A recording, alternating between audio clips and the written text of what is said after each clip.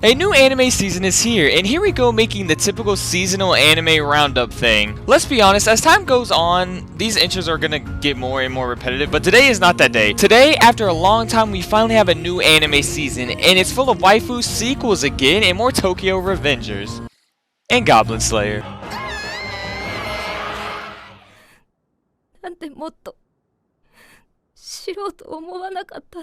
I've heard nothing but great things about this series. Before the anime had even came out, I believe Giga made a video on the manga, and you know, it was really fucking good. So going into it, I kind of had no idea whether this shit would hit like a truck in an isekai, or getting slide tackled softly in soccer. But in reality, it hit like a truck, mixed with a slide tackle, mixed with getting hit with a baseball pitch. So ask a question that not many shows really answer, or show. What happens after the story is over? After we've beaten the darkness, after the ending of adventure? We follow our main character. She's an elf, and we pick up our story after the ending of her adventure, as her crew disbands from their conquering of the world and killing the Demon King. With the main quest being over, she's questioned. What will you do from now on?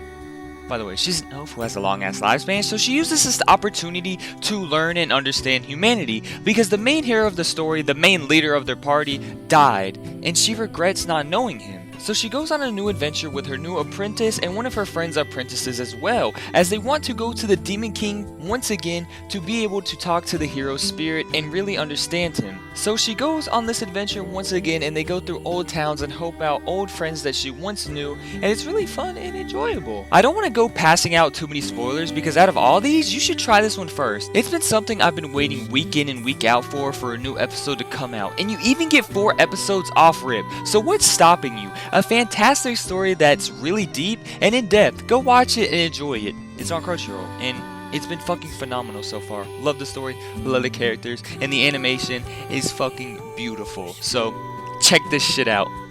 It's a W.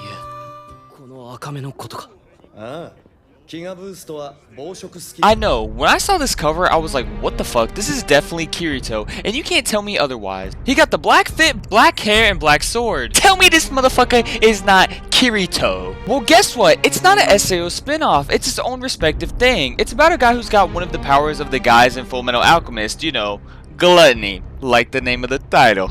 At first, he doesn't think he's got any powers in a world full of powers, because we all know how these stories go. He begs, wanting to be a hero, but his latent powers hides more and more, until one day he kills a guy on purpose. And let me tell you, bro Fortnite pickaxes him to death, allowing him to awaken his power he never knew he had, the power of gluttony, as the name entails. Who would have thought, to be honest, because I didn't. So with this power of gluttony, he absorbs the stats and powers of whatever he kills, but there's also a drawback, because let's be fucking honest, this ability is broken ass, so he has to keep killing to keep his gluttony fed, which is why he's always hungry, because he had gluttony. And it can only be filled by killing and murdering motherfuckers.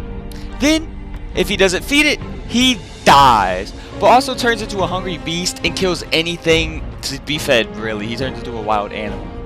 But also, he gets a buff, essentially, if he's really super hungry. It's called Berserk mode, which is where the other part of the title comes from, which allows him to kill weakened foes, because he can send out this Conqueror Hockey type aura, which freezes enemies. So we have a guy who is going berserk, and who's super hungry, call that gluttony. Oh, brother, this guy stinks! I apologize, I don't know why I wrote this in the script. Stupid fucking line. Pass over what I just said, I'm sorry. But I am really excited to see where this goes, because it could go a lot of places, which, like I said, is very exciting. So let's see what they're cooking up, and the sword is also greed, because, you know, fuck it, why not? He steals all the stats and gets stronger, but it went from a sword to a bow, so kinda lame. But let's see what they cooking up with bootleg Kirito, and also there's a bootleg Alice as well.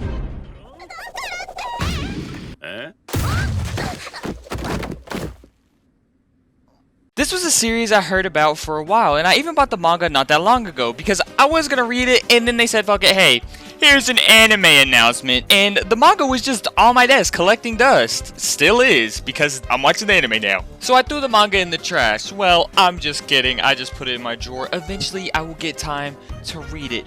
But now, I am watching the episode, or the anime, so who wins? Going into this, all I knew about the show was that the girl was unlucky and the dude was unable to die, and they were going to fuck so he could die. And that's literally all I knew. And honestly, that's all you really need to know going into this anime. It's really nicely animated and the voice actors are really cooking too. The star has a really fun but tragic feel to it. We learn her backstory, which is really sad, but it's also really funny and goofy with the way they kill off these characters. Like, bro, Andy literally gets hit by a train and bananas fall on his goofy ass head, bro. They couldn't have killed it any other way. It's funny, it's goofy. But due to her being unlucky, this brings instant death to anybody. It also depends on how much contact there is and how much love she feels for a person. So Fuko and Andy go on this quest to fall in love that will lead to a beautiful relationship between the two of them that will allow them to have the devil's tango, for them to have her to have a beautiful relationship and for him to die finally, because he is undead. That's his ability. He can't die. Fun fact. So yeah, they want to fall in love and fuck, and hopefully he'll die because she'll love him and they have the most intimacy intercourse you can ever have. So check out Undead Unluck on Hulu. なんでそんなに必要にもしかして二人とも What a mouthful this title is, and ever since I saw this manga panel, I knew they were going to be dropping some heat. It was only a matter of time before the anime finally dropped, and good lord has it dropped. Our main character was cursed of never having his confessions accepted. Like super failure, bro confessed to over 100 girls and none of them said yes. Bro had negative riz. Like, how the fuck is that possible? But bro was on his Dion Waiter timing, but one day all of this changed. On his way to pray and make a life better, he meets someone, Mr. Love God himself, and he told him, hey, mister, you're gonna have a soulmate. One of these days you will get a soulmate. But turns out our god here turned our main character into Mr. Riz God himself, who is cursed with having 100 soulmates. I don't know if you'd call this a curse, but I guess it depends on your perspective. But that's the story, and honestly, it's dumb, but holy shit, it's actually really funny and pretty entertaining. Each new episode he finds a new soulmate, and there's plenty of goofy references they make and how he tries to make both girls happy. If they cook it something, they're doing it really well. So check this shit out. I think it's worth it just because of how funny and goofy and ridiculous it is. Monster. Going into this, I thought it was going to have the same premise as SAO, besides getting stuck into the game forever. But it's actually just a VR game. Anyways, we follow a real gamer who plays shitty games, like Fortnite. Stream sniping. But one day a cashier tells him about an amazing VR game, and in this universe, VR is like the base video game everybody plays. Everybody plays VR chat. Everybody plays any VR game. You're insane. You saved my day. I hope you know that. You saved my day. You saved my day. Alright? You know that. But anyways, he decides, hey, fuck it. Let's try this game out. And you know the usual, you make yourself into a hot girl or hot character in the game. But he says, fuck that. He's gonna say fuck the stereotype. And he made a man with a chicken head who is booty butt naked. He sold all of his base armor off at the start of the game so he could get his cash. Like, yes, bitch, get your cash flow. I liked it. This is a long series that has around 28 episodes, which is fucking crazy because that is a long time.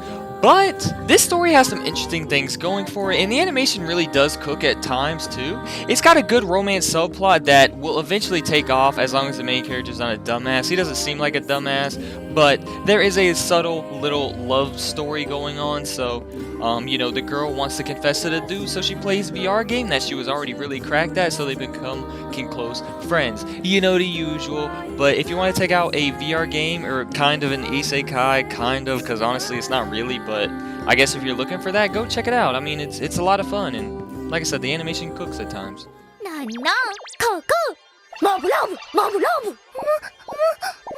This show was something I really wasn't expecting. I'm not sure what I was expecting, but honestly, it wasn't this, and that's in a good way. We follow the main girl who struggles to talk to anybody. She really struggles with having any communication with a soul. It don't matter who it is.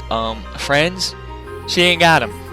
Sorry, pal. With her lack of communication with anybody, she really wants to go to space to be with aliens because they feel like, hey, I can communicate with aliens because they can use telepathy magic to talk to her so she won't have to truly say how she feels. But one day this all changes as she wishes upon a shooting star that she will become friends with an alien.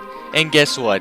This is an anime, so everybody's wishes come true. The alien come down is this most energetic, crazy person ever that's friends with everybody, but also becomes friends with our main character. She has telepathy powers allowing her to understand her and really truly understand how our main character feels because she can't fucking blabber out a word. And that's where we are so far in the story. I'm really excited to see where this goes and as our main character develops and changes, because she would never talk to an individual at all, and now she's starting to talk to individuals even if it's just to give warning. It's really exciting to see where this goes, and this could be a great not only journey as an adventure but also a good emotional journey and a journey for her individually. Plus the visuals are really good and I'm really excited to see where this goes. Each and every episode they're doing something goofy and wacky, and they even have their own goofy alien language. I'm really excited to see where it goes, and the visuals are also really good. So go check it out. It's pretty good so far, and it's got potential to be good, even better. Also, there's a funny Men in Black reference, which I thought was pretty cool and pretty wacky, pretty funny. So go check it out. You know, pretty funny.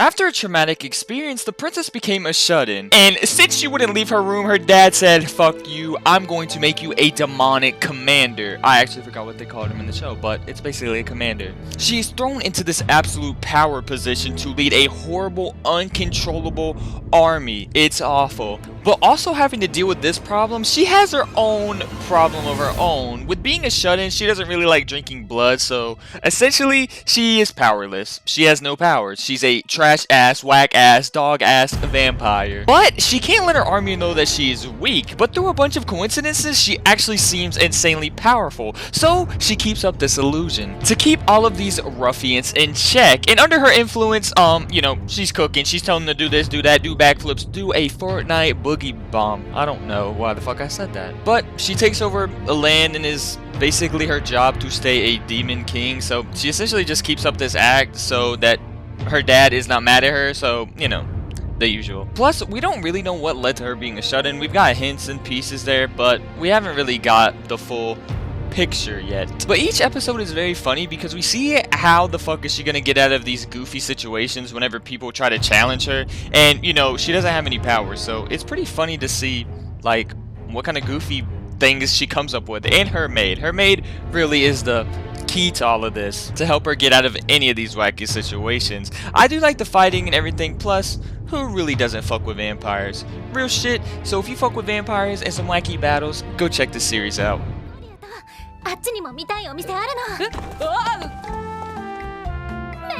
I thought the show was gonna be better than what it was, but it is just a mid-romance. The dude is very inexperienced, the woman is very experienced, and we go on a journey as he tries to make a wholesome relationship instead of a horny one.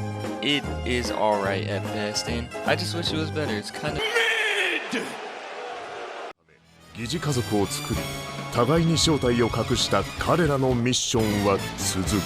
You know, I had to talk about this. Spy Family is back and it is just as good as when it left. It's still wholesome, it's still fun, it's still enjoyable. It is everything you wanted out of the first season, but back in the second season. It is great, it's fantastic. We all love Spy Family. It's a great, wholesome show.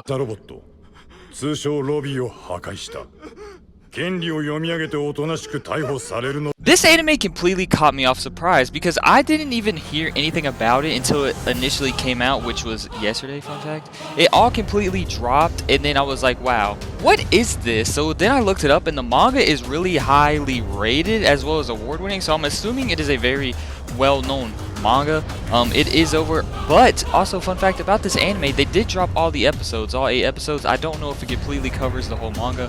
I'm not entirely sure. I haven't finished watching it yet. Obviously there's 8 episodes right now and I only got through about the first episode, but it's a big mystery. Our main character is a robot, but he's also a detective, so we'll have to see how this whole mystery unfolds, especially with them killing Mount Blanc, and we'll see how it goes, and I'm kind of excited to see where this mystery continues going.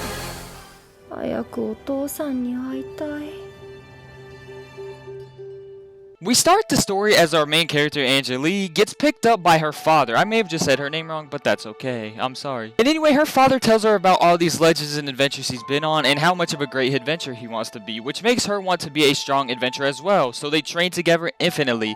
And eventually, he sends her off to get better training. A few years pass, and then we pick back up. She's now 16 and ready to go back home. And guess what? She's an S-rank cracked adventurer. She's got a party of 3, but now she wants to go home. But every inconvenience possible just keeps coming up and she can't go home, and it's truly tragic. But she does eventually go home and reunite with her father, which is really nice and wholesome. But there is a new evil lurking about, and where we have got to right now, that evil has not been explained entirely yet. So we will see whenever it cooks up. So they're cooking something nice over here. It's kind of nice, kind of awesome. I like it. I enjoy it. It's a fun little watch.